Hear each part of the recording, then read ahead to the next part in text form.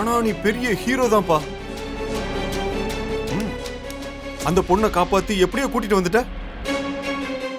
இப்ப அவளை வச்சு நீ எல்லாருக்கிட்டையும் உண்மையை சொல்லி என்ன மாட்டி விட போற. அதானே உன் பிளானு? டேய், உன் பிளானிங்னா நல்லா தான்டா இருக்கு. ஆனா உனக்கு ஒரு விஷயம் தெரியுமா? அந்த பிளானை நான் உடைச்சு ரொம்ப நேரமாச்சு. என்னடா சொல்ற? நீ தப்பிச்சது எனக்கு தெரியும். அந்த புவனாவை கூட்டிட்டு வந்து நீ மண்டபத்துல வச்சது எனக்கு தெரியும். ஆனா சர்ப்ரைசிங்லி உனக்கு தெரியாத விஷயத்த நான் ஒன்னு சொல்லவா?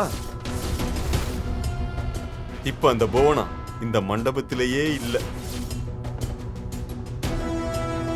என்ன ஷாக் ஆயிட்டியா? ஷாக்க கோர எப்படி நம்ம ட்விஸ்ட்? டேய், உன்ன மாதிரி எத்தனை பொடி பசங்களை நான் பார்த்திருப்பேன். நீ எல்லாம் என் முன்னாடி ஒரு மூட்டை பூச்சி மாதிரிடா. நசுக்கி தள்ளிட்டு போய்கிட்டே இருப்பேன். ஏய், வேண்டாம், சும்மா நடிக்காத. போனா இங்கதான் இருக்கான். அப்படியா? இருந்தாப்பா, ஆனா இப்ப இல்ல. நம்பிக்கை இல்லையா? போய் பாரு. ஆனா ஒன்னு சொல்றேன் கேளு. நீ கிடையாது, அந்த ஆண்டவனே வந்தாலும் நான் மீனாட்சி கழுத்துல தாலி கட்டுறத யாராலையும் தடுக்க முடியாது. டேய், நீ உன் ரேஞ்சுக்கு என்கிட்ட மோதணும்னு நினைச்ச பாத்தியா? ஏய், சி போட போட போட போட போட. டேய், ஆதி விளையாடாத.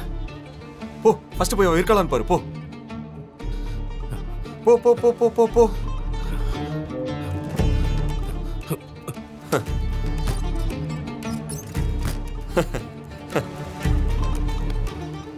இவன்லாம் ஒரு ஆளு வந்துட்டான். டேய் ஆதி, உன்னெல்லாம் யாராவது அடிச்சுக்க முடியுமா? வந்துட்டான், பெருசா ஹீரோயிசம் காட்டு.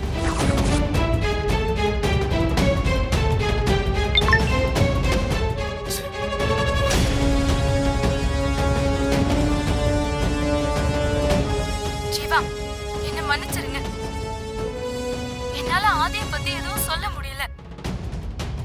அவன் என் அம்மாவை ஏதாவது பண்ணிடுவேன்னு மிரட்டுறான். என் அம்மா ரொம்ப கஷ்டப்பட்டவங்க.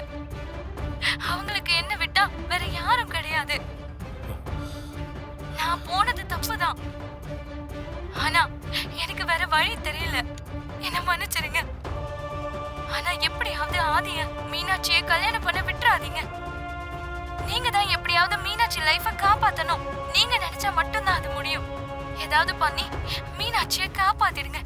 மீனாட்சிக்கு இந்த கல்யாணம் நடக்கவே கூடாது. உங்களால முடியும். ஐ அம் வெரி சாரி ஜீவா.